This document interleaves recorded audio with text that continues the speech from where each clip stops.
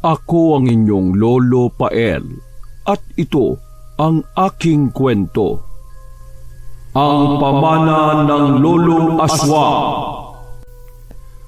90 years old na si Don Tinoso at ngayong darating na kaarawan niya ay pinatawag niya ang 4 na apo para sabihin ng kanyang last will and testament. Kilalang negosyante ang matandang Ginoo noong malakas pa ito. Kahit papaano ay nakapagpundar siya ng mga lupain at iba pang ari-arian para sa 2 niyang anak na lalaki na sina Milo at Alas. Si Milo ang tatay ni Paul. Si Alas naman ang tatay ng 3 magkakapatid na sina Diane, Jason at Silver. Kaya lang dahil naunang mamatay sina Milo at Alas, kaya naman naisip ni Don Tinoso na sa mga apo na lang niya ipasa ang mga ari-ariang naipundar niya. Subalit, ang mga apo niyang ito ay hindi rin magkakasundo. Ang 3 magkakapatid kasi na sina Diane, Jason at Silver ay nagmana ng kasakiman sa kanyang ina at gusto na ng mga ito na sa kanila lang mapunta lahat ng pamana ni Don Tinoso. Kaya ginawa nila noon ng paraan para mapalaya sa mansyon ang nag-iisang anak ni Milo na si Paul. 10 taon na rin si Paul na hindi nakakapunta sa mansyon ng kanyang lolo, kung saan din siya nakatira noong nabubuhay pa ang kanyang tatay. Pagkamatay ng kanyang ama, 1 linggo lang ang nakalipas ay nagkusa na siyang umalis dahil sa kanyang tiyahin at mga pinsang sakim sa kayamanan. Grabe rin kasi ang paninira ng mga ito sa kanya sa harap ni Don Tinoso, kaya hindi na siya nakatiis pa. Naku, nandito na naman ako sa tapat ng mansyon na to. Exactly after 10 fucking years. Habang nakatayo sa malaking gate ng mansyon, ay hindi alam ni Paul kung matutuwa ba siya o hindi. Gusto niyang makita ang pinakamamahal niyang lolo pero hindi ang kanyang mga pinsan. Habang nakatayo ay biglang nag-vibrate ang cellphone niya kaya dinukot niya ito sa kaliwang bulsa. At kaagad sinagot ang tawag pagkakitang nag-register ang pangalan ng pinsan niyang si Diane. Hey, where are you, my beloved cousin? Oh, good day too, Ate Diane.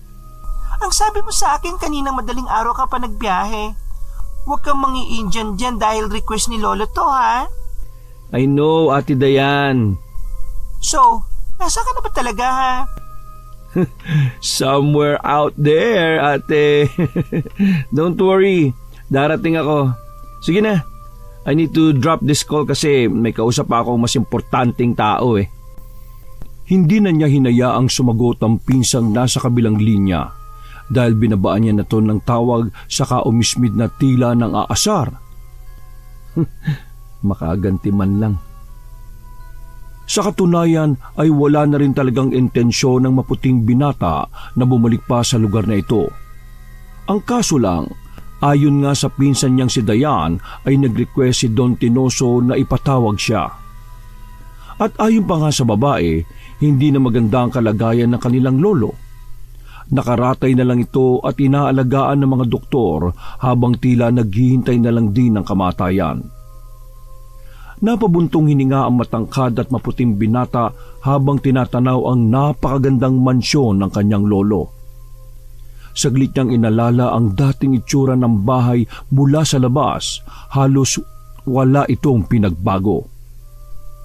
Kahit medyo malumot at luma na ang ilang pintura ay maganda pa rin talagang pagmasdan ng eleganteng mansyon. Naalala niya tuloy bigla nung kaklose niya pa ang mga pinsan na nagbago lang matapos mamatay ang kanyang tatay Milo at Tio Alas. Umikse na kasi ang kanyang tiyahin na si Lily na sakim sa kayamanan. Tila ba na brainwash nito ang 3 niyang pinsan kaya hanggang ngayon ay nawala ang pagiging closeness nila sa isa't isa. Napangiti na lang ng mapait si Paul matapos yung maalala at pagkatapos noon ay napapakamot ulo siyang nagsalita na parabang kinakausap ang sarili. Well, I'm back, bitches. Welcome home, Paul Salazar.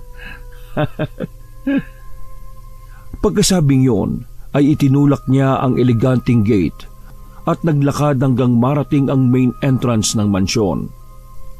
Napabuntong hininga siya ulit nang nasa harapan ng pinto ang akala mo entrance ng isang malaking hotel.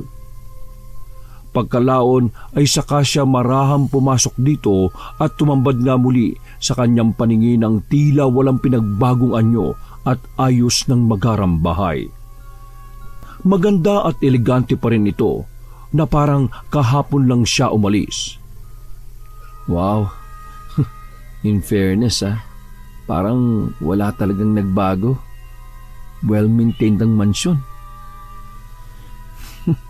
Ayos din tong mga pinsan ko Feeling ko tuloy hindi ako 10 taon na wala sa bahay na ito.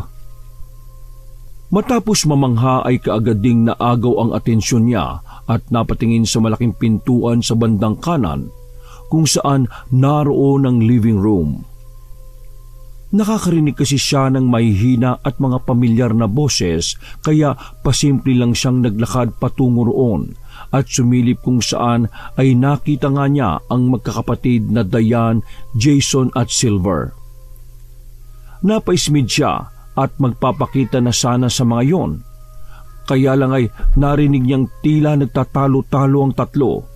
Kaya nanahimik muna siyang nakatayo sa isang gilid habang pinakikinggan ang usapan ng magkakapatid. Una niyang nakita at narinig ang bunsong si Silver na hindi naman kagwapuhan, pero kung makapanglait ng tao ay sagad. Napaismid lang siya habang pinagmamasdan ang bahig na bahig nitong buhok na hindi naman bagay sa itsura. Lang yan Poging-pogi sa sarili Kundi lang tumapera, baka walang magkagusto dito kay Silver sa sobrang kabaduyan ng forma. Pasimple siyang natawa sa sariling panlalait bago mag-focus na makinig sa sinasabi ni Silver. Ate naman, are you fucking kidding me right now? Bakit mo pinabalik pa dito si Kuya? Do you think hindi natin kayang alagaan si Lolo, ha?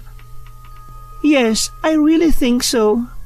Ni hindi ka nga pumapasok sa kwarto ni Lolo Nagsalita ka pa talaga ng ganyan Hindi ko rin naman ginusto to pero yun ang bilin ni Lolo. Malinaw na malinaw. Pabalikin si Paul. End of discussion, idiot. Kuya Jason, kausapin mo nga yan si ate. Alugin mo para matauhan. Para ma-realize niyang matanda na yung si Lolo. Ni hindi na nga makakita gaano Pwede namang magpanggap ang isa sa amin ni Kuya Jason kunwari kung sino si Kuya Paul. Tumingin lang ang bruskong binata na si Jason at ngumisi-ngisi habang nakasalpak sa eleganteng sofa. Kaya mas lalong nabatrip ang bunso sa magkakapatid. What the hell? Seriously, Kuya Jason? Mangisi-ngisi ka lang? Nonsyalant ka talaga kahit kailan. Ang alam mo lang sa buhay mambugbog ng tao Ay nako. Tumayo siya at nag-ayos ng sarili bago muling bumaling sa pangani ng magkakapatid. Please Ate Dayan, gawin niyo naman to ng paraan Ayaw ko nang makita yung pagmumukha ng Paul na yan dito sa bahay.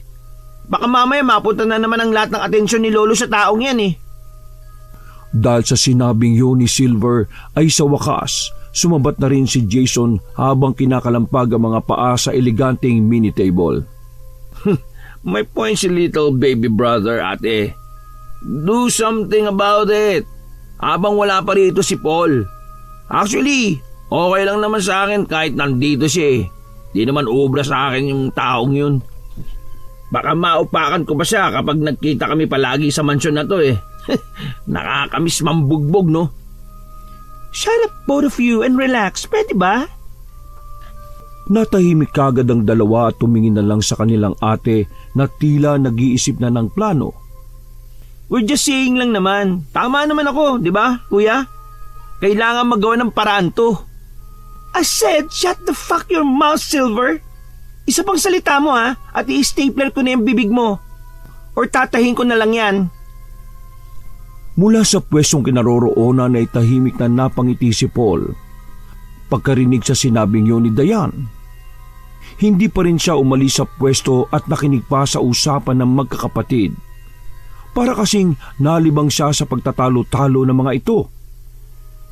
Pagkuwan ay napahimas lang ng baba si Dayan habang nagsasalita ng tingin sa dalawang kapatid na lalaki. Umirap-irap pa siya paglingon kay Silver na nanahimik na lang katulad ng gusto niya. Sabi ko naman sa inyo, di ba? Mag-relax lang kayo. Sa tingin nyo ba, kung di ko kaya ang sitwasyon, ipapagkatiwala pa ba to sa akin ni Mami? Everything is under control. Kaya huwag na kayo masyadong mainit, lalo ka na Silver. Putak ka ng putak, daig mo pa ang puwet ng manok eh. Tumingin lang ang dalawang lalaki sa atin nila na nagpatuloy sa pag-i-explain. Do you think I'm not well prepared sa mga ganitong pagkakataon? For your information, little brother Jason and Silver, bago pa maisip ng lolo na pabalikin ang pinsan natin dito sa mansyon, may naka-ready na rin akong plan para kay Paul. Kaya when I say relax, just relax. Sit back and enjoy, mga kapatid. Magpasalamat kayo dahil may ate kayong hindi lang maganda, kundi matalino pa.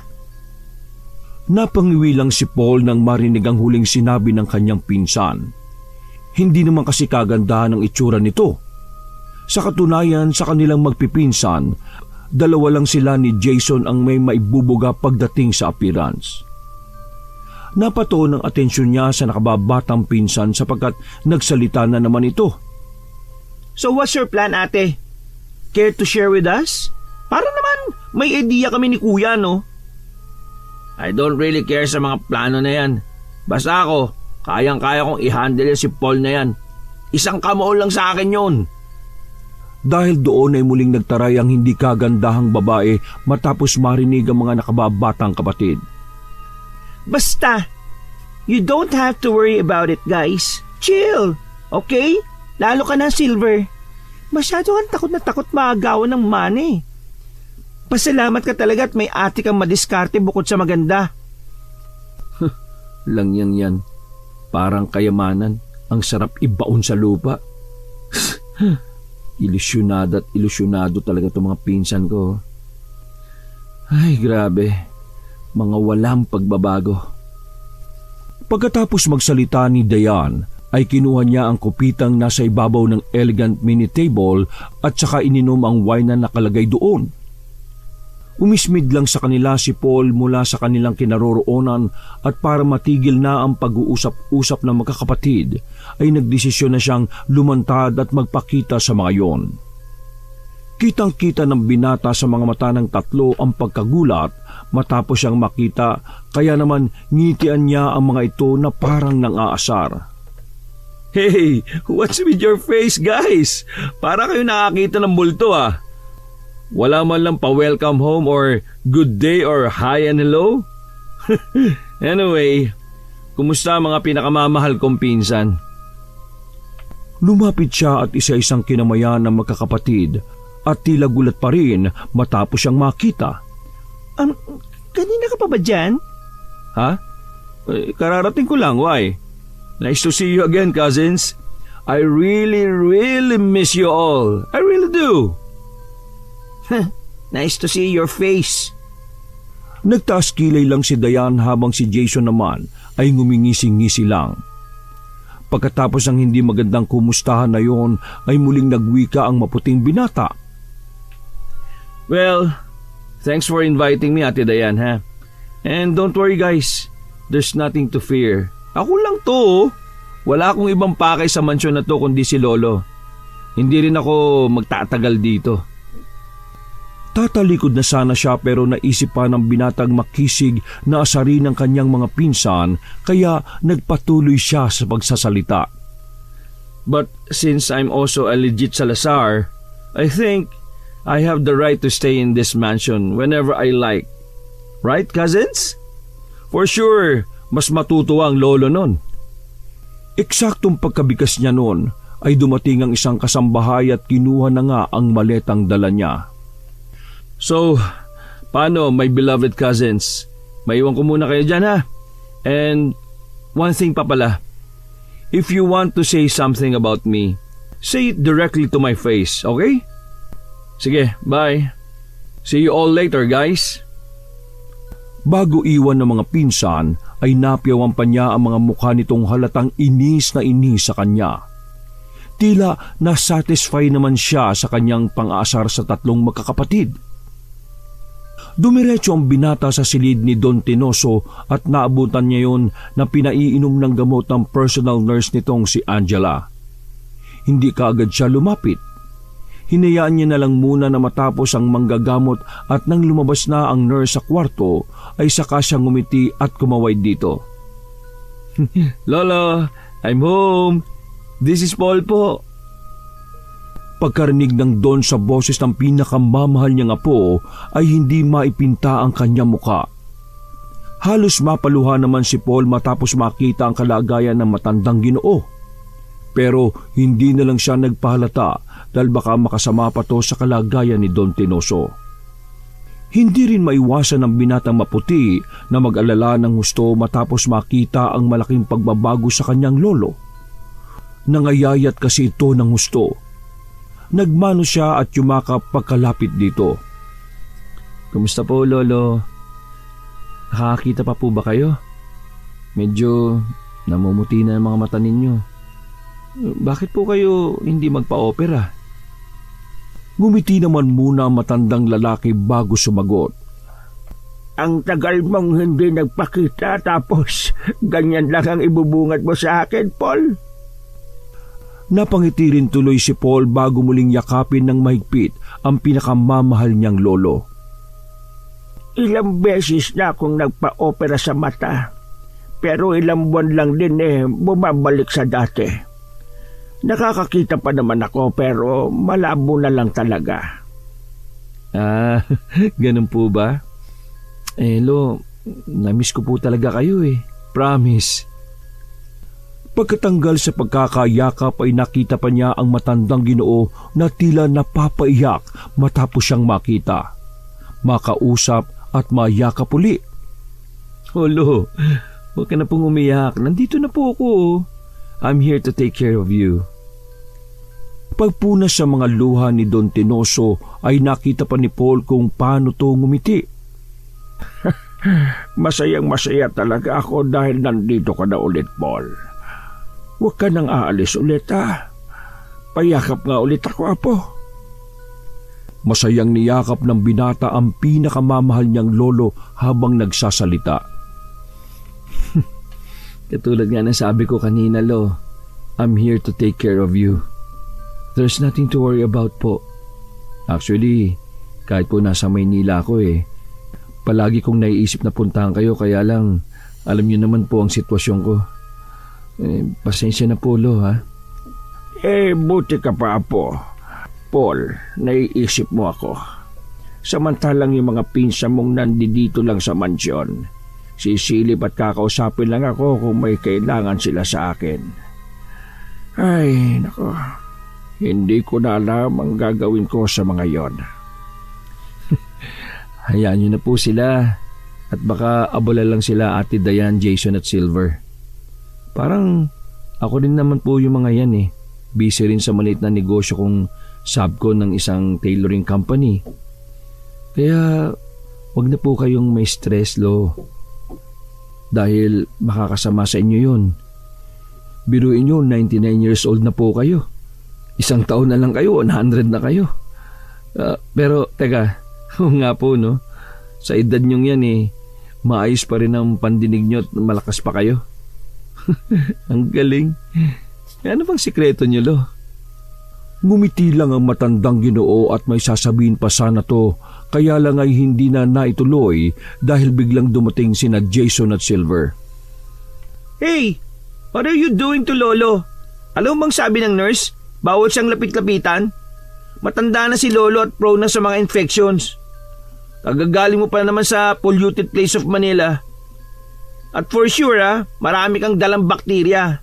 So, Kuya Paul, if you don't really mind, leave Lolo Tinoso alone. Tama si Bunso, pinsan. Huwag mo munang istorbohin si Lolo dahil kapag ganitong oras, nagpapahinga siya. Come on, Paul. Leave Lolo alone. Napaismid na lang si Paul bago nakangiting kausapin ng kanyang lolo na tila nai-stress na naman. Lo, If you need something ipatawag mo lang po ako sa nurse. I think for the first time, may tamang nasabi ang mga pinsang ko eh. Sige po, magpahinga na po muna kayo at mamaya na lang tayo magkwentuhan ha. Nandun lang naman ako sa kwarto eh. Dahil sa sinabing yon ay hindi tuloy maipinta ang mukha ni Silver. Habang si Jason naman ay pangisi-ngisi lang habang nakatingin kay Paul. Ilang saglit pa, pagkakumot at pagkahalik ni Paul sa noo ng matandang lalaki ay lumabas na ng silid si Paul. Sinundan siya na magkapatid at nang malayo-layo na sila sa kwarto ay muli na naman bumoses si Silver. Hey, Kuya Paul, wait! Mabilis na lumapit si Jason at tinarang ang kanyang pinsan na napasandal sa dingding. Pagkahinto ay taas noong hinarap ni Paul ang magkapatid na magaspang ang pag-uugali. Gusto ko yung tingin mo na yan, Tol Umaangas ka na rin talaga ngayon I like it. Mukhang may ipagmamalaki ka na sa buhay Ngumiti lang siya habang pinagmamasdan si Jason mula ulo hanggang paa. Ang ganda naman yata ng pa-welcome back niyo sa akin mga pinsan. Pasensya na I'm kinda really tired right now. Kaya pwede ba next time nyo na lang ako pagdiskitahan? Pagkasabing yun ay saka niya hinawi ang kamay ni Jason na nakaharang. Pagkatapos noon ay naglakad na siya hanggang sa tuluyang makababa ng hagdan. Subalit tila hindi nagustuhan ng magkapatid ang sinabi niyang yun kaya sinundan siya ng mga ito. Hanggang sa maabutan siya sa mismong pintuan ng kanyang kwarto. Ang angas mo na talaga ngayon, Tol Hindi naman kumibo si Paul. Ngumiti lang siya sa magkapatid kaya tila lalong nainis ang pinakabata niyang pinsan. Kuya Jason, tinatawanan na lang tayo Upakan mo na kaya yan. Hindi na kasi nakakatikim sa'yo kaya nagtatapang-tapangan. Are you going to hurt me now, Jason? Kaya mo, ha? Parang last time na natatandaan kong nagsuntukan tayo, ikaw ang unang nagsumbong Dahil sa sinabi niyang yun, ang relax na pagmumukha ni Jason ay biglang sumeryoso. Nawala ang pagka-cool face nito at kumuyom ng mariin ng kamao habang nakatitig sa kanya. Wait, Jason! Pumapayag ka na lang ngayon sinasabihan ka ni Kuya Paul ng ganyan? Pucha! Do it! Patikimin mo ng isa! O dalawa! O kahit tatlo! Can you please shut up, Silverboy? Parang asong sunod-sunurang nanahimik ang nakababatang lalaki sa isang gilid habang nakatingin sa dalawang tila nagkakaroon ng matinding tensyon. Tingnan ko kung hanggang saan ang tapang mo, Tol. Pagkasabing yun ay nauna na tong naglakad palayo. Sinulya pa naman kagad ni Silver si Paul saka nagsalita ulit. Listen carefully, Kuya Paul. You better leave now. Bago pa namin iparamdam ulit sa'yo yung galit namin. We don't really need you here. Peste ka lang dito Tumakbo na to at sinundan ng kuya niya. Napangisi na lang si Paul habang pinagmamasda ng mga pinsan niyang papalayo. Kalaunan ay pumasok na rin siya kaagad sa loob ng kanyang silid at nag-lock ng pinto. Nagtungo na kaagad siya sa kama at naupo roon. Kasabay ng malalim na pagbuntong hininga. Ilang saglit pa ay pilit niyang inaalala ang nakaraan. Noong mga panahong nakatira pa siya rito sa mansyon. Bakit ba tayo nagkaganito? Di ko rin maalala talaga Matapos maisip ang mga yon, ay napatihaya at napatingin siya sa kisame. Di ko alam kung maawa ako sa mga pinsan ko, maiinis kung bakit sila naging kasing ugali ni Auntie Lily. Well, anyway, saka ko na sila iisipin. Si Lolo Tinoso ang priority ko sa ngayon. Pagkasabing yon, ay pumikit na siya hanggang sa makatulog ng mahimbing. Pasado 7:30 ng gabi. Nagising si Paul at dumiretso sa dining room para maghapunan. Naabutan niya ang tatlong magkakapatid na kumakain. Kaya umupo siya sa pinakadulo kaharap si Dayan. Kitang-kita ang pag-iiba ng reaksyon ng tatlo matapos siyang makita pero hindi niya pinansin ang mga ito. Nagsandok lang siya ng makakain bago manalangin ng pasasalamat sa Panginoon. Sinadya niyang iparinig sa mga ito kung paano siya magdasal. Thank you so much, Lord, for this very sophisticated food. In Jesus' name I pray. Amen. Nang susubo pa lang siya ng pagkain ay biglang padabog na ibinaba ni Silver ang hawak nitong kutsara at tinidor bago siya kinausap. Who gave you the permission na sumabay sa pagkain namin, ha? Ngumiti lang si Paul at kumain ng tahimik na parabang hindi narinig ang nakababatang pinsan na gigil pa rin sa kanya. Ate Dayan, Will Jason, ano ba to? Papayag lang kayo? Shut up, Silver. Kumain ka na lang ng tahimik. Please, you ruined this dinner. Alam mo ba? Ako talaga, ate? What the... Saglit na natigilan ng binatang magaspang ang pag-uugali nang nakangiti siyang tingnan ni Paul. Pagkatapos noon, sa kanya inikutan ng tingin ng tatlong magkakapatid bago magwika na parang nang aasar. You know what, my little cousin Silver? Kung ayaw mo kong kasabay sa pagkain, pwede ka namang kumain sa kwarto mo eh. Tama ba ako, Jason? Ate Dayan? Muli siyang sumubo ng pagkain dahilan kaya lalong nainis ng husto si Silver. How dare you! Easy, little brother. Nasa gitna tayo ng hapagkainan. Like what Ate Dayan said, don't ruin this dinner. Dahil sa mga sinabi niyang yon, ay tila namula ang mukha ng nakababata niyang pinsan. Kaya tumayo ito at malakas na nagsalita. Ang kapal ng mukha mong insultuin ako? Kararating mo lang dito ah. Hindi mo na nirespeto ang bahay na to. Ang kapal ng mukha mo talaga. Hindi na natuloy ni Silver ang kanyang sinasabi dahil malakas na kinalampag ni Paul ang dining table na ikinagulat nilang lahat. Matapos matahimik ay saka muling nagsalita si Paul. Kita sa mga mata niya ang hinahon pero damang-dama naman sa pananalita niya ang matinding determinasyon at galit. Huwag mo akong turuan ng salitang respetuhin, Silver. Dahil hindi mo alam ang salitang yon. Wala sa bokabularyo niyo ang respeto. Kanina narinig kong lahat ang mga pinagsasabi niyo laban sa akin eh. And I want you to know, my beloved cousins, kung anong plano niyo. I will make sure na hindi yun mangyayari. Hindi ako natatakot sa inyo. Lalong nasyak ang magkakapatid pagkatapos marinig ang mga sinabi ni Paul sapagkat hindi nila yun in-expect. Sige guys, especially sa'yo Silver. Para makakain kayo na maayos, sa kwarto na ako magdi-dinner. Enjoy your meal and have fun. Bye-bye! Bago umalis ay napahapyawan pa ng mga mata niya kung paano umusok ang mga ulo at tenga ng kanyang tatlong pinsan dahil sa sobrang inis. Pagpasok niya ng silid ay dali-dali niyang inilapag sa mini table ang pagkain na dala at saka dali-dali ring uminom ng tubig. Nanginginig pa ang kalamnan niya dahil sa kaba. Ito kasi ang unang pagkakataon na nakapagsalita siya ng ganoon laban sa mga kamag-anak. Hindi alam ni Paul kung ano ang mararamdaman dahil naghahalo ang sarap ng pakiramdam at kaba sa kanyang dibdib. Grabe.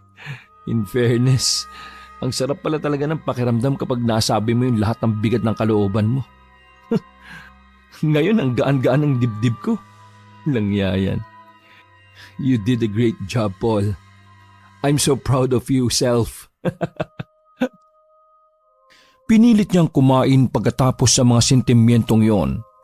Pero hindi pa rin niya naubos sapagkat natuon siya sa pag-iisip patungkol sa kung anong gagawin upang matulungan ang kanyang lolo na alam niyang nalalabi na lang din ang oras sa mundong ito. Makalipas ang ilang oras, bago matulog ay siniguro muna niya na nahihimbing na sa pagtulog si Don Tinoso. Nagtungo siya sa silid nito at nang ayos na ang lahat, ay bumalik din siya kaagad sa kanyang kwarto para makapagpahinga na rin sana. Bago humiga sa kama at ipikit ang mga mata para matulog, ay binuksan niya ang malaking bintana. sapagkat mas gusto niya ang preskong hangin sa labas kaysa sa aircon. Dumulog din muna siya sa Panginoon at nagpasalamat dahil muli niyang nakasama ang pinakamamahal na lolo. Pasado 12:00 ng hating gabi ay naalimpungatan si Paul matapos maramdaman ang malamig na hangin na dumampi sa kanyang balat. Pagmulat ng mga mata ay napansin niya ang puti at makapal na kurtina na nililipad ng malakas na hangin. Napakusot siya ng mga mata bago marahang bumangon para isara na ang bintana dahil masyado ng malakas ang hangin at sobrang lamig na rin. Pero paalis pa lang siya sa kama nang meron siyang napansin na nilalang na nakaupo sa gilid ng malaking bintana. Hindi kaagad kumilos si Paul. Pinagmasdan niya munang maigi ang nasabing nilalang dahil natatakpan pa to ng puting kurtinang tinatangay ng malakas na ihip ng hangin. Dahil doon ay kaagad siyang lumapit sa gilid ng pintuan at pagbukas niya ng switch ng ilaw upang mas makita ng malinaw kung sino ang nilalang na nakaupo sa bintana, sa isang kisap mata ay nawala na to roon. Yun na lang ang nakapagtataka at ganun na lang ang gulat niya dahil may mga maliit na sisiw na nasa loob ng kanyang kwarto. Ha? Saan galing itong mga sisiw? Iisa lang kaagad ang pumasok sa isip niya. Walang iba kundi ang kanyang mga pinsan na inakala niyang pinagtitripan na naman siya. Nagsimula na naman ang mga kulukoy na yun Napabuntong hininga na lang siya at isa-isang kinuha ang mga sisiw. Tinanggal niya muna ang laman ng kanyang baleta at doon inilagay ang mga ito. Pagkatapos noon ay lumabas na siya ng silid at saka pansamantalang inilagay sa bandang likuran ng mansyon ang maleta na naglalaman ng mga sisiw. Pati itong mga sisiw, nadamay pa sa mga kalokohan ng mga yon. Malamang si Silver ang nakaisip ng kalokohan na to Kung alam ko lang, hindi ko na sana binuksan ng bintana sa kwarto. Nang sa palagay niya ay maayos na ang lagay ng mga sisiw, bumalik na siya sa loob ng mansyon.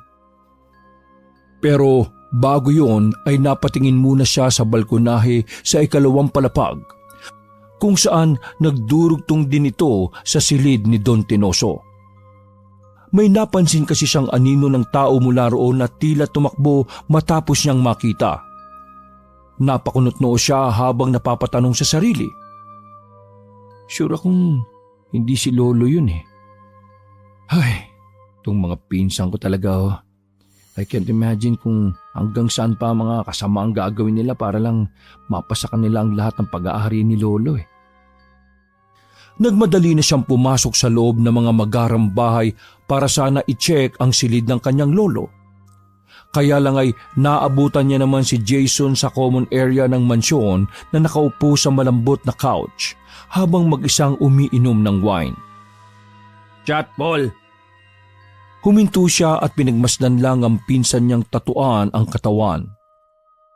Come on! Have a seat! Kahit isang shot lang Umismid siya bago lumapit at kunin ang nakabot na kupeta na may lamang wine. Nilagok niya yon bago ibalik kay Jason. Ang corny naman ang paglalagay niyo ng sisiw sa kwarto ko Gawin niyo namang sawa o kaya leon para matakot-takot naman ako. I don't know what you're talking about, insan. Mukha ba akong mahilig sa mga ganyang klase ng pangasar at pagdidistract? Nakaka-disappoint ka naman, tol. I thought you know me better dahil sabay tayong lumaki. Same age, same birthday, and we thought we're best friends. Remember the old times? Best friend hanep. But look what are we now? Anyari? Di ko na rin matandaan By the way, kung may gagawa man ng kalokohan sa kwarto mo, alam mo na kung sino yon. My little brother and your youngest cousin. Hindi na umimik si Paul. Pinagmasdan na lang niya ulit si Jason na tila relax na relax pa rin. Noon pa naman kasi ay ganito na talaga ang dating nito. cool at maangas tingnan na parang walang pakialam sa paligid, pero sa likod ng ganoong appearance ay nagtatago ang madilim na pagkatao. Naglakad na siya papunta sana sa taas, pero humabol pa ng mensahe ang tatuang binata, kaya natigilan siya at napalingon ulit sa pinsan. So, what's your plan para mapigil ang plano namin, ha? Do you think you can win against us three? Ha? Mabuti pa. Kita-kits na lang sa finals, Jason. I really like what you've become. Kumpiyansa ka na sa sarili. That's good. Hindi na natapos pa ni Jason ang pagsasalita, sapagkat mula sa ikalawang palapag sa mismong silid ni Don Tinoso ay nakarinig na sila ng kalabog. Kaagad na nagtungo ang magpinsan sa kwarto ng kanilang lolo. Doon ay naabutan na nila si Don Tinoso na nakahandusay na sa sahig. Ganun na lang ang gulat ng dalawa, kaya kaagad nila tong inalalayan. Lolo, bakit kayo nakahandusay sa sahig? Pagkakita nilang duguan ng ilong ng matanda ay mas lalong nataranta si Paul, habang si Jason ay napatanga lang. Eksakto rin ang pagdating ni Dayan at Silver, nagulat na gulat din sa kanilang nakita. Anong ginawa mo kay Lolo, Grabe ka, Kuya Paul! Ate Dayan, Kuya Jason! Tingnan niyo ang ginawa niya, Ito nga ba sinasabi ko, Darating lang niya dito, pero puro kapalpakan yung mga nangyayari at kapamakan. Tingnan niyo kung anong nangyari, Paul, anong ginawa mo kay Lolo? Bakit tumudugo ang ilong niya? Hey guys, come on! Wala siyang ginawa kay Lolo. Kuya Jason, kitang-kita na nga, di ba? Bakit pinagtatanggol mo pa yan? Tumigil ka nga, Silver. Wala akong ginawa kay Lolo. Ikaw may ginawang kababalagan sa akin, Hindi pa tayo tapos, Ano bang pinagkakaguluhan niyo, mga apo ko? Natigilan na magpipinsan sa pagtatalo-talo nang matapos magsalita si Don Tinoso habang akay-akay ni Paul. Paul, Jason, buhatin niyo ako at ibalik sa kama ko. Dayan, gisingin mo si Nurse Angela. At ikaw naman, Silver, manahimik ka lang dyan, at kung ayaw mong tumahimik, bumalik ka na sa kwarto mo at matulog. Dahil doon ay tila paslit na natamemi si Silver sa isang sulok, habang naiinis na pinagmamasdan si Paul. Ang nag-iisang babae naman sa magpipinsan ay tinawag kaagad si Nurse Angela na natutulog sa guest room. Nang maiayos na ni Paul at Jason sa pagkakahiga ang kanilang lolo, ay siya naman pagdating ng nurse na kaagad sinuri ang matanda. Tinawagan na rin ni Dayan si Dr. Abet, ang personal na doktor ni Don Tinoso, para kaagad ma-examine ang matanda kung may fracture o kung ano pa, dahil sa pagkahulog nito sa sahig. Halos pasado 4:00 na madaling araw natapos ang proseso, at sa kabutihang palad, wala namang masamang nangyari o nakita sa Ginoo. Pero may ilang examination na ginawa sa kanya na hihintayin pa ang resulta. Pagkaalis ni Dr. Abet at Nurse Angela, ay nanatili ang 4 na apo sa silid. Pero nirequest ng Ginoo na matulog na ang magkakapatid, sapagkat gusto niyang makausap ng masinsinan si Paul. Bago lumabas ng kwarto ay kitang-kita ang pagkainis at pagkainggit na nararamdaman ng tatlo, sapagkat katulad ng kinatatakutan nila, kay Paul na naman nga napunta ang atensyon ng kanilang lolo. Lo, siguro po magpahinga na lang po muna kayo. Mamayang umaga nyo na lang po sabihin yung gusto nyong sabihin. Kailangan nyo pong matulog, Hindi na ako makapaghihintay ng umaga, apo. May ipapakiusap ako sa iyo. Tayong dalawa lang ang dapat makaalam nito. At tumanap ka ng taong po pwedeng mapagkatiwalaan. Po? Lolo naman, huwag niyo pong sabihin yan na magpapaalam na kayo kaagad. Huwag kang mag-alala. Hindi pa. Dahil hindi ko pa naipapamana ang pinakamahalagang kayamanang meron ako. Ito ang ipapakiusap ko sa iyo, Paul. Alamin mo kung sino sa 3 mong pinsan ang gustong pumatay sa akin. Kanina, nakita kong may nagtangka sa buhay ko. Pero hindi ko mamukaan kung babae o lalaki, dahil malabo na nga ang paningin ko. Nagimbal ang maputing binata matapos siyang marinig ang revelasyon ni Don Tinoso. Siguradong mauulit pa ito, Apo. Kaya kailangan mong malaman kung sino yon para maihanda ko na rin ang aking last will and testament. Makakaasa ba ako sa iyo, Paul? Napipilitan at kinakabahan man ay napatungo na lang ang gwapong binata. Hindi pa rin kasi nagsisink in sa utak niya ang mga sinabi nito. Pagkatapos sa mga sikreto nilang pinag-usapan ay pinagpahinganan niya ang matandang Ginoo. Nang makatulog na to ay lumabas kagad siya ng silid at pagbaba ay naabutan niya ang tatlong magkakapatid sa common area na tila naghihintay sa kanya. Isa-isa niyang nilingon ang mga ito bago magsalita. Nakatulog na si Lolo ng mahimbing, kaya sana wag niyo muna siyang iistorbohin. At wag kayong mag-alala. Kung iniisip niyong pinag-usapan namin ang mana, oo, pinag-usapan namin. Pero hindi pa siya sigurado kung deserve ba nating apat ang magkaroon ng mana.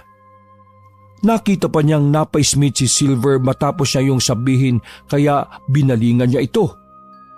Silver, sa susunod na ulitin mo pa yung lagyan ng mga sisiw ang kwarto ko. Ipapakain ko sa yung lahat ng bayang mga sisiw na yon.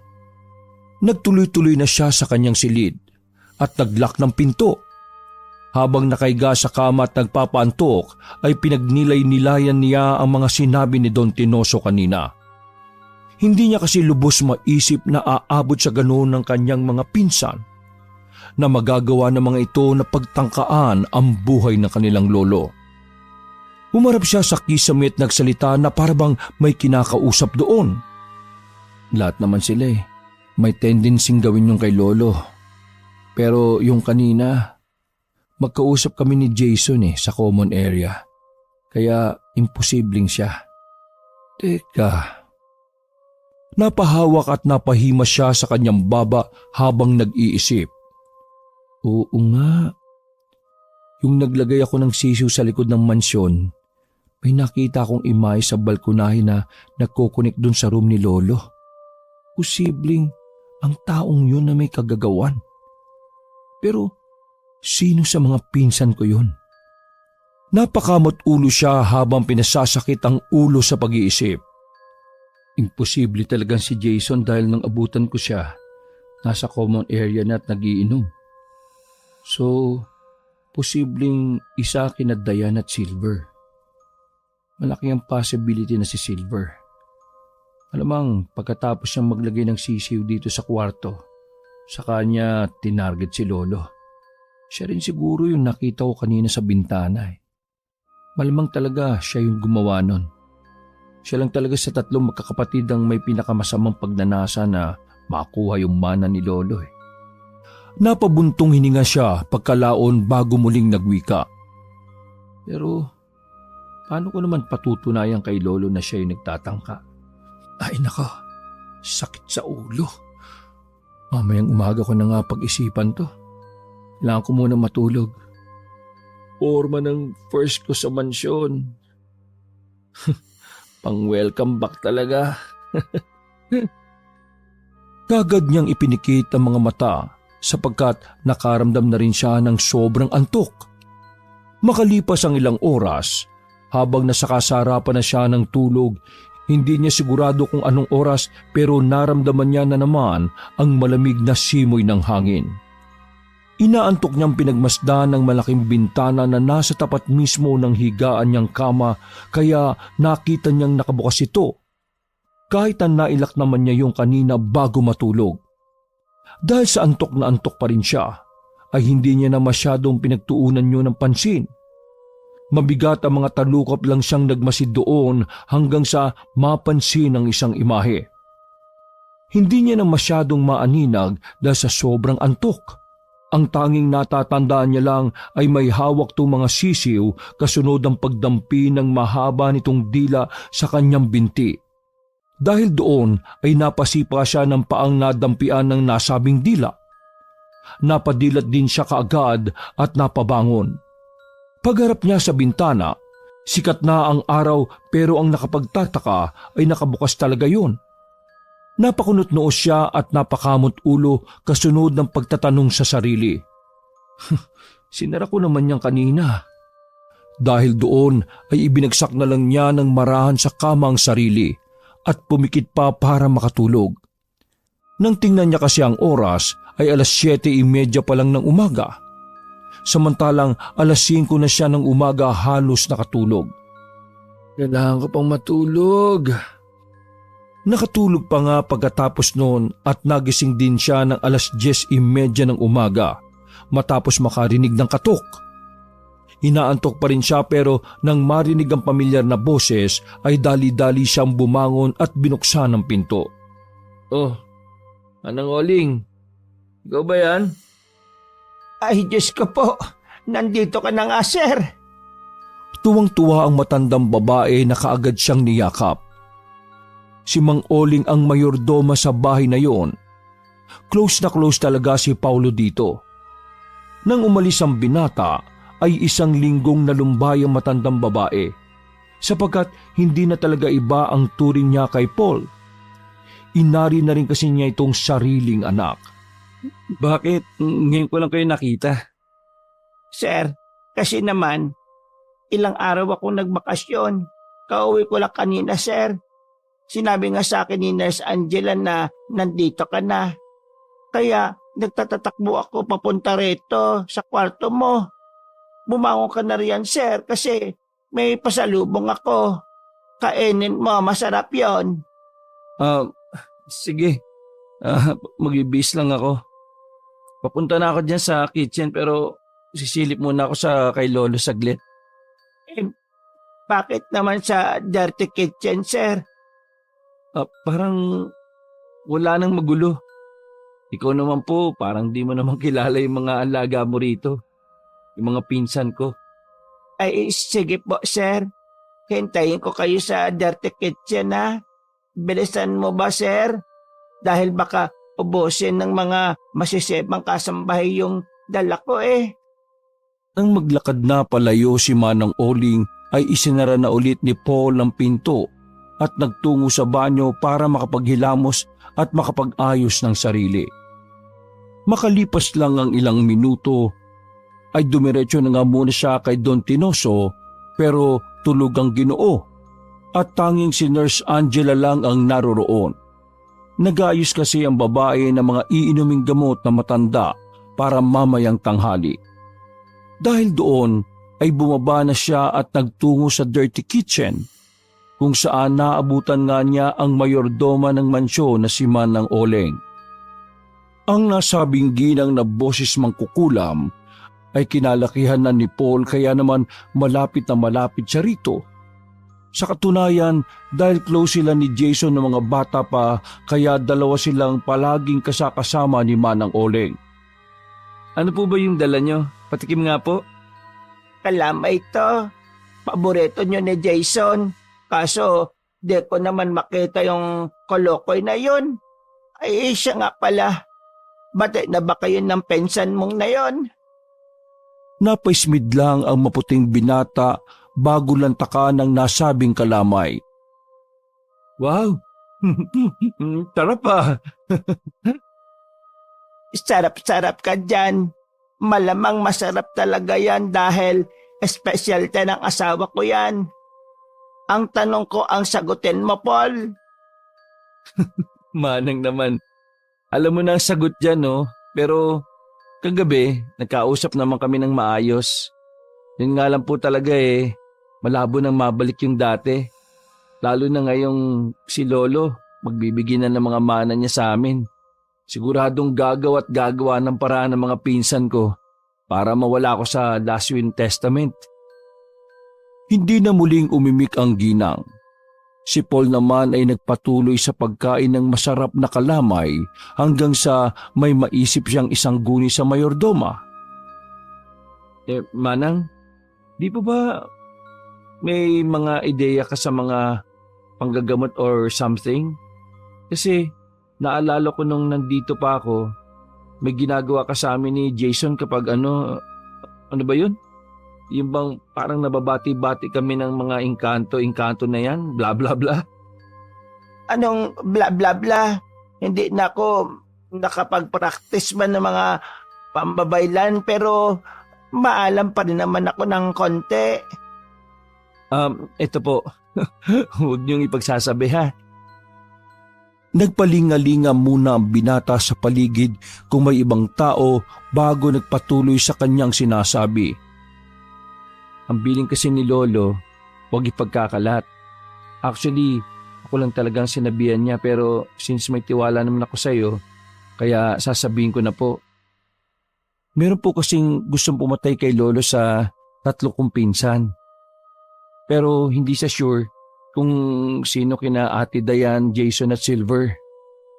May possibility ba kaya na malaman mo kung sino sa 3 pinsan ko ang may gustong gumawa ng masama kay Lolo? May nangyari rin po kasi kaninang madaling araw. Hindi ko na idedetalye pero kaya niyo bang ma-determine?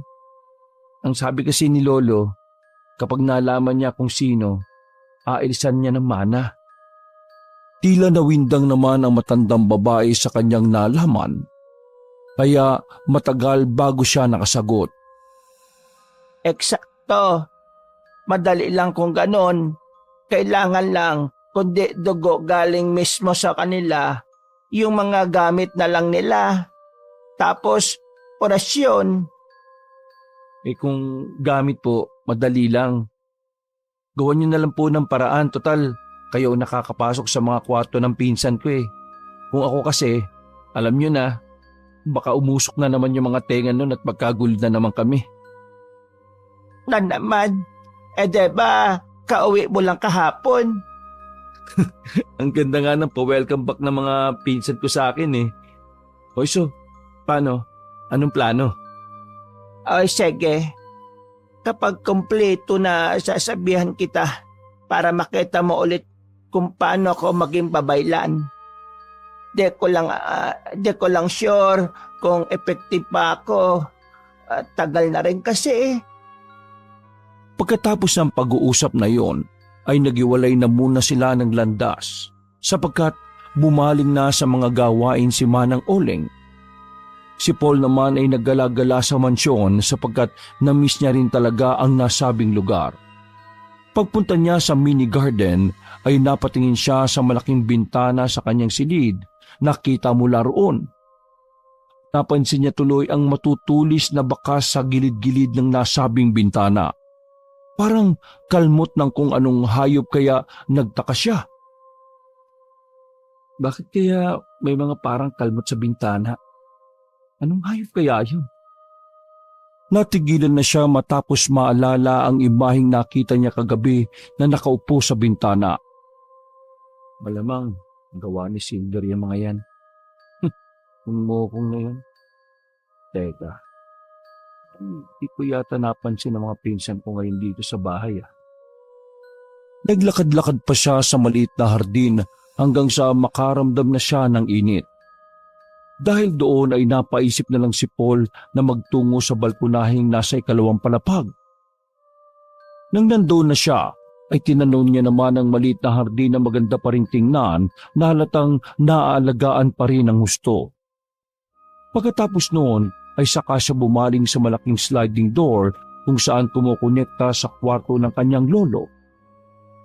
Nakakita rin siya roon ng mga bakas ng tila kalmot ng kung anong hayop. Katulad ng nakita niya sa bintana ng kanyang silid. Napaangat kilay si Paul dahil doon bago magsalita. Oh, may mga kalmot-kalmot din dito ha. Saan kaya ito galing? Lumakad siya palapit doon at pinagmasdan ng malapitan ang mga nasabing bakas. Parang kalmot nga talaga to ng kung anong hayop na may matatalas na mga kuko. Anong klaseng hayop naman kaya ang gagawa nito? Pagsilip niya sa salamin ng sliding door ay nagulat siya sapagkat nakita niya si Don Tinoso na nakaupo na sa kama at nakatingin sa kanyang gawi. Dahil sa refleksyon ng salamin ay tila nag-iba ang itsura ng Ginoo. Ang namumuting mata nito ay parabang namula kaya nakaramdam siya ng kakaibang takot. Lo, okay lang ho kayo? Kagad niyang binuksan ang sliding door at nilapitan si Don Tinoso. Eksakto namang pagkahawak niya rito ay dumating na uli si Nurse Angela na kagagaling lang pala sa banyo. Inasikaso kaagad ng babayang Ginoo at ipinaliwanag kay Paul na mga series of events talaga na ganun ang kanyang lolo. Pero ayos lang naman daw ang mga yon dahil parang naalimpungatan lang at natutulog din ulit. Nang makatulog na nga si Don Tinoso at matapos ang maikling pakikipagkwentuhan sa nurse, ay bumalik na siya sa kusina at nananghalian. Tahimik ng araw na yon dahil wala ang tatlo niyang pinsan. Ang sabi ng mga katulong ay may pinuntahan lang daw ang mga to at babalik din kinagabihan. Ilang saglit pa nga pagkatapos kumain at makipagkwentuhan sa mga kasambahay na naroon sa mansyon ay nagpaalam na muna ang binata. Bumalik siya sa silid para makapagpahinga. Nakatulog siya ulit nagising ng eksaktong 4:00 ng hapon sapagkat katulad kaninang umaga ay nakaramdam na naman siya ng kakaibang kilabot.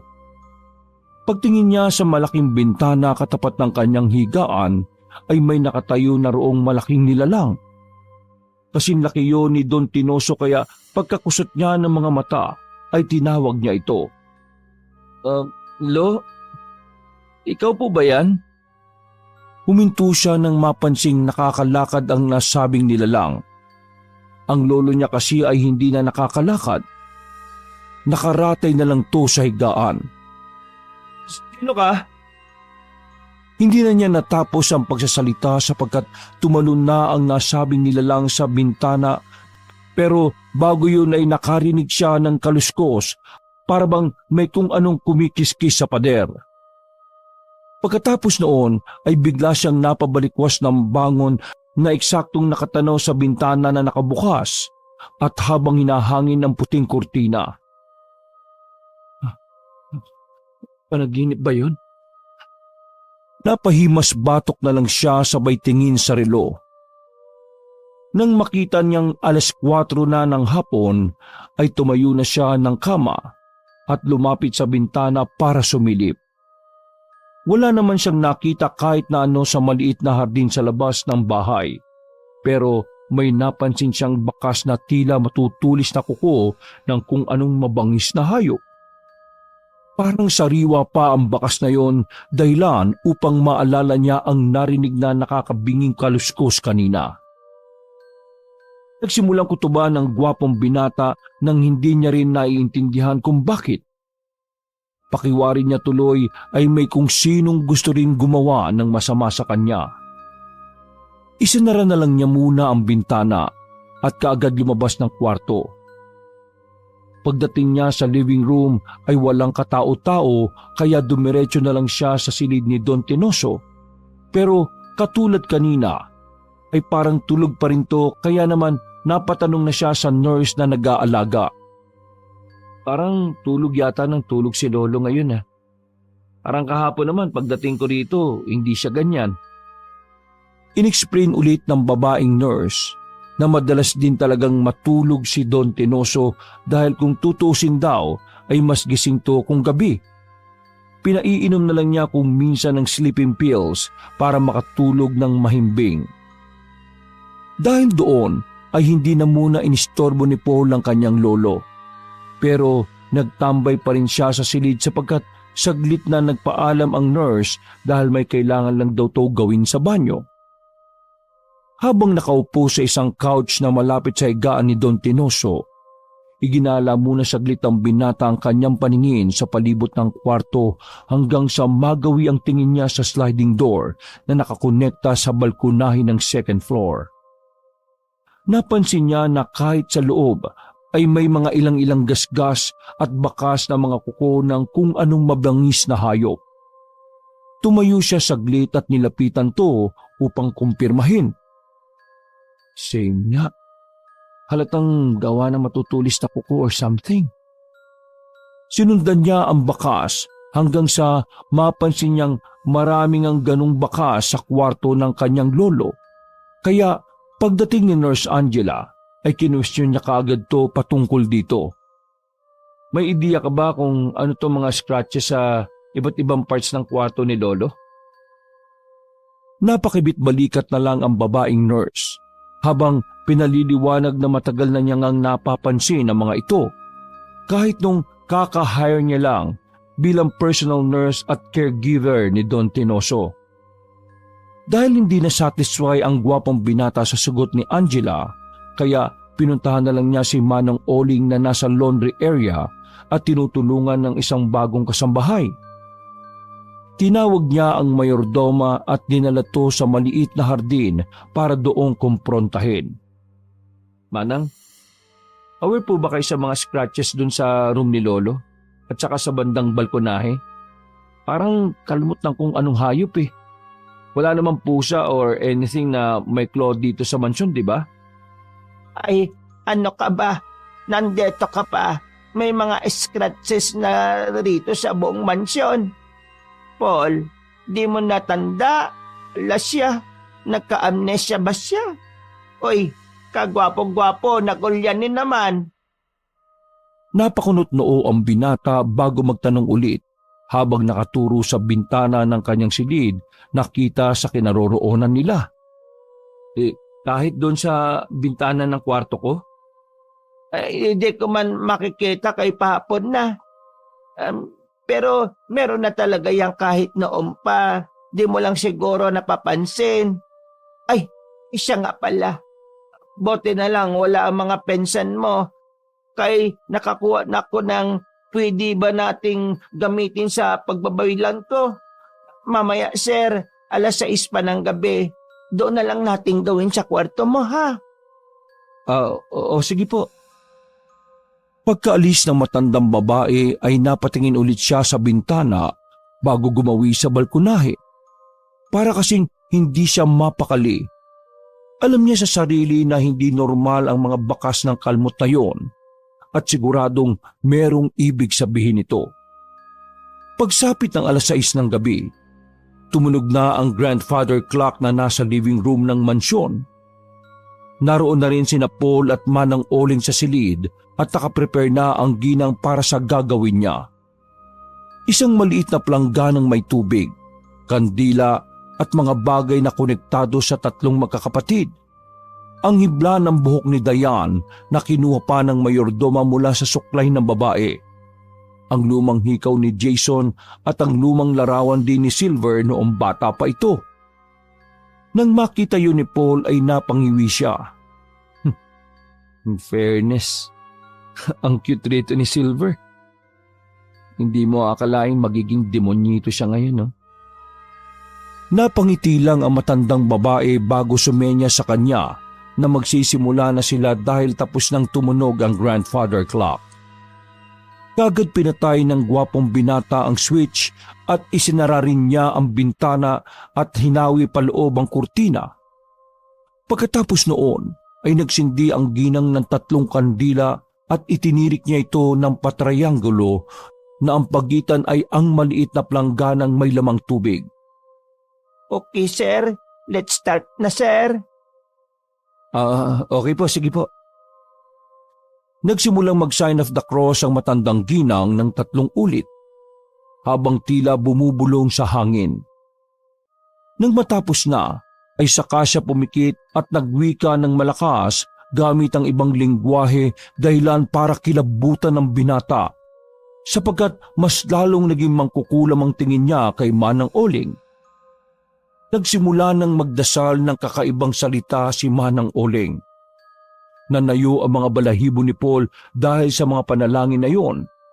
At nang dumilat si Manang Oling ay mayroon tong hinigit sa kanyang bulsa.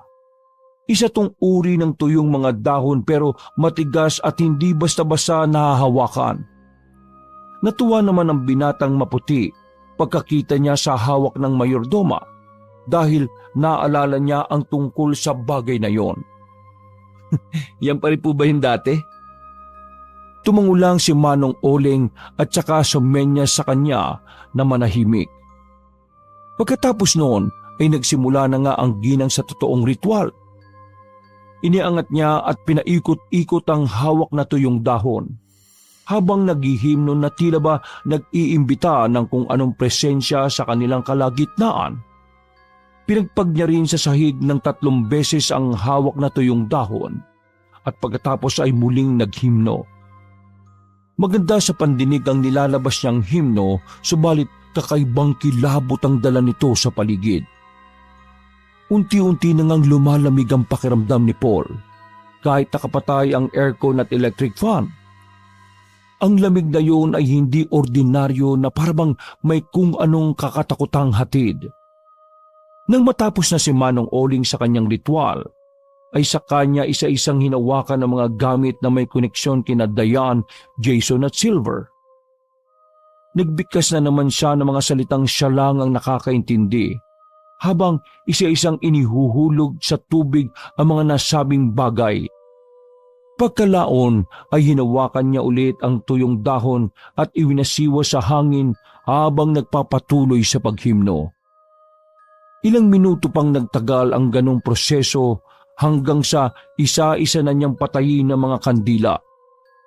Ganun na lang ang gulat ni Paul sapagkat para bang nagliwanag ang tubig sa maliit na planggana.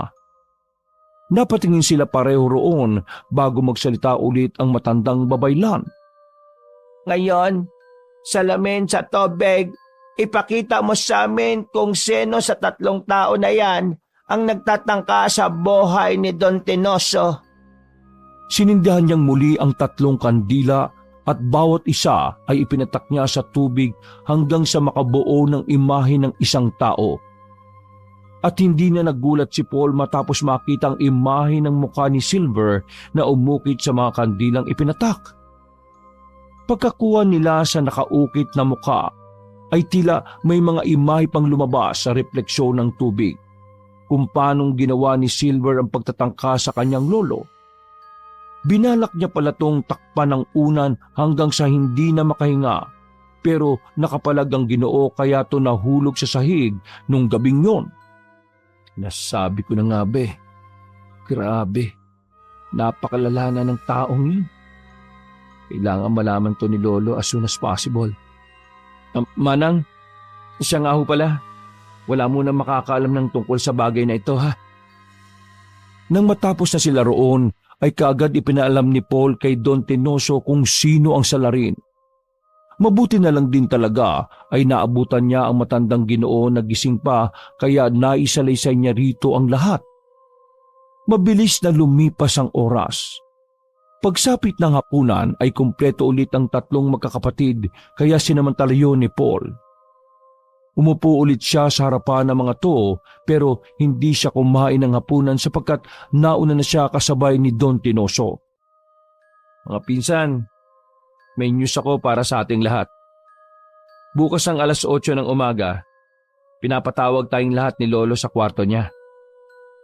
Lahat ay natigilan sa pagkain at napatingin sa kanya. Nakita pa niya kung paanong umirap si Diane bago magtanong. For what reasons, ha? Maybe one of his other gimmick para ma-impress si Lolo sa kanya. Yo, Silver! Chill out! So, Paul, para saan daw nga ba yon? Tomorrow, Lolo will announce his last will and testament. Kung ano-anong ipapamana niya sa atin. Then the second meeting ay lawyer na lang niya ang kasama natin. Halos nanlaki ang mga mata ng 3 magkakapatid sa kanilang narinig. Pero tila hindi pa rin kontento si Silver kaya nagpatuloy to sa pag-uusisa. What do you mean sa kung ano-anong ipapamana sa atin? Ibig sabihin bawat isa meron? Ate, ang akala ko ba gagawa mo ng paraan para hindi masama yan si Kuya Paul sa mabibigyan ng mana? Shut up, Silver! You greed, spoiled brat na wala pa namang napapatunayan sa buhay. I don't really care sa mana ni Lolo. Gusto mo isaksak mo sa baga mo. Sa baga niyong lahat. Dahil yun lang naman ang habol niyo sa kanya eh. Nandito ako para pagaanin ang kalooban ni Lolo hanggang sa huling sandali ng buhay niya. Para sa ika-100 years niya sa mundong ito. I don't really care sa mana.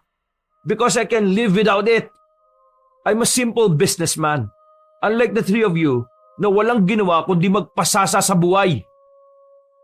Tila natameme ang tatlong magkakapatid matapos marinig ang mga sinabi ni Paul na napabuntong hininga pa bago magpatuloy. Walang malilate sa inyo bukas ha. Importanteng nandun kayong lahat para malaman nyo mga dapat malaman. Umalis na kagad siya at nagtungo sa kanyang silid para makapagpahinga. Hindi na rin niya inisip kung anong sasabihin at gagawin ng pinsan niya sapagkat bukas ay magkakaalaman na naman. Dala na rin na matinding pagod ay nakatulog kagad ng mahimbing si Paul. Dahil sa unang pagkakataon ay ginamit niya ulit ang aircon ng kwarto. Pagpatak ng 12:00 ng gabi, kung saan tumutunog ang grandfather clock na nasa living room, ay biglang naalimpungatan si Paul dahil nakaramdam siya ng may hinang kaluskos mula sa bintana. Nung unay hindi niya yung pinapansin, kaya yumukod lang siya ulit hanggang sa maramdaman niya ang malamig na hangin na dumadampi sa kanyang katawan. Wala kasi siyang suot na kahit na ano noon, kaya napreskuhan din siya at nakatulog kagad kanina. Dahil doon ay napasulyap siya sa bintana at ganun na lang ang pagtataka niya nang makarinig ng mga sisiw na tila nag-iingay. Napabalikwas bangon siya hanggang makita ang isang nilalang na nakaupo sa bintanang nakabukas na. Hindi siya kaagad nakakilos pagkakita rito dahil hindi ordinaryo ang itsura ng nasabing nilalang. Kasing tangkad din ito ni Don Tinoso. Nangingintab ang balat, matulis ang tenga, pira-piraso ang buhok sa ulo, namumula ang mga mata, nakausli ang mga pangil at mahaba ang mga kuko sa kamay. Nang ilabas nito ang dila ay nagimbal pa si Paul sapagkat umabot yon sa sahig dahil sa sobrang haba. At ang mas nakakagulat ay nang mamukaan niya ang nakakatakot na nilalang na may hawak ng sisiw sa palad nito na parang isang daga. Ha? Si Lolo Tinoso?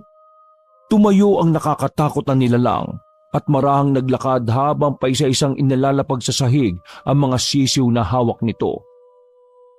Napatras naman ng bagya ang binatang namumutla na dahil sa takot. Ito kasi ang unang pagkakataon niya na makakita ng ganoong klase at uri ng nilalang. Hindi rin siya sigurado kung ang Lolo Tinoso niya nga ba ito dahil hawig na hawig talaga. Habang marahang lumalapit ang halimaw ay isa-isang nag-flashback kay Paul ang mga naobserbahan niya rito ng mga nakalipas na araw. Doon niya lang din na-realize na kaya pala maraming kalmot ng kung anong hayop sa kwarto ng kanyang lolo ay dahil ito mismo ang may gawa noon. Totoo rin pala ang mga inaakala niyang panaginip nitong mga nakalipas. Lolo, ikaw po ba yan? Huminto ang nakakatakot na nilalang sa harapan niya at nagkatitigan lang sila ng mata sa mata. Kaya nakumpirma nga ni Paul na si Don Tinoso ang nasabing halimaw. Nagpakawala ng mahihinang pag-ungol at garalgal ang halimaw bago abutin si Paul dahilan para mapapikit ang binata sa takot. Makalipas ang ilang segundo, nang ma-realize ni Paul na walang nangyayari ay bigla siyang dumilat. Doon niya nakita ang kamay ng kanyang lolo na nasa anyong halimaw. Nakalahad ito at mayroong hawak na sisiw na inaabot sa kanya. Nanginginig ang mga kamay niyang kinuha ang sisiw at nang mapatingin siya sa nakakatakot na nilalang ay tila ba napawi ang takot na nararamdaman niya sapagkat hindi halimaw kundi si Don Tinoso na ang nakikita niya rito. Bakit po kayo nagkaganyan, Lo? Tumpato sa pamilya natin na ako ang napiling magdala dahil sa hindi ko magandang pag-uugali noon. Bukas, sa wakas may papasok na rin ang sumpa at makakapagpahinga na ako. Pagkasabing yun ay hinawakan niya sa ulo ang apo na tila natulala lang. Pagkalaon ay naglakad na ang nakakatakot na nilalang na bigla na lang tumalon sa bintana. Hindi naman alam ni Paul kung anong magiging reaksyon sapagkat hindi niya pa rin mapaniwalaan ang nangyari. Pakiramdam niya ay panaginip lang ang lahat hanggang sa unti-unti niyang marinig ang mga sisiw na nag-iingay sa loob ng kanyang kwarto. Ang isa nga ay hawak-hawak niya pa. Doon niya lang din naalala na hindi pala si Silver ang naglagay ng sisiw na yon, kundi ang kanyang lolo na isang halimaw. Nang tatayo na, ay bigla na lang siyang nanghina sa kalaunan ay bumigat ang talukap ng kanyang mga mata hanggang sa magdilim na lang ang kanyang paningin. Kinabukasan, nagising na lang din siya dahil sa uyog ni Manang Oleng. Hindi niya maintindihan ng mga nangyari pero pakiwari niya ay ang gaan-gaan ng kanyang kalooban. Matapos makapag-ayos ng sarili, ay nagtungo na nga kaagad siya sa kwarto ni Don Tinoso, kung saan naroon na magkakapatid niyang pinsan pati na rin si Manang Oleng, kasama ang dalawang matitupunong kalalakihan na ngayon lang nilang lahat nakita. Wala na kaagad inaksayang oras si Don Tinoso. Hawak ang kanyang mga dokumento ay hinarap niya ang mga apo at nagwika ng seryoso. Ngayong araw na ito, babanggitin ko sa inyong lahat ang magmamana ng mga simple nating ari-arian. Ang bukirin, palaisdaan, paggawaan ng asin at itong malawak na mansyon. Nakaramdam ng excitement ang lahat dahil sa wakas ay maririnig na nila kung anong ipapamana sa bawat isa ng kanilang lolo. Dahil ang bukirin ang unang negosyo ng pamilya Salazar, kaya ipapamana ko ito kay Dayan.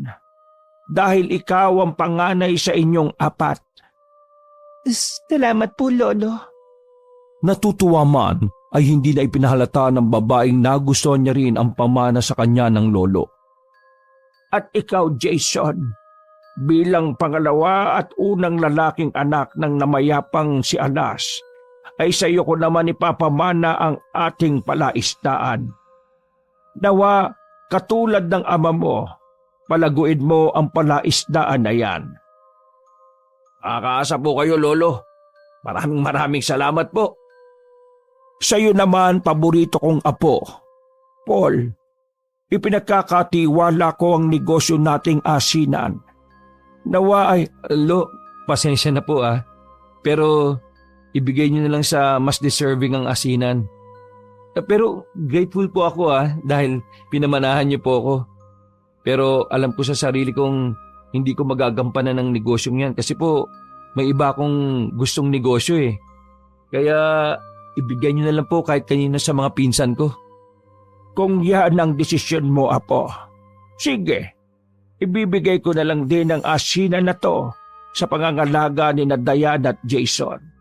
Dahil alam kong kahit ganyan ang pag-uugali nila, may kakayahan naman sila pagdating sa paghawak ng mga ganyang klase ng negosyo.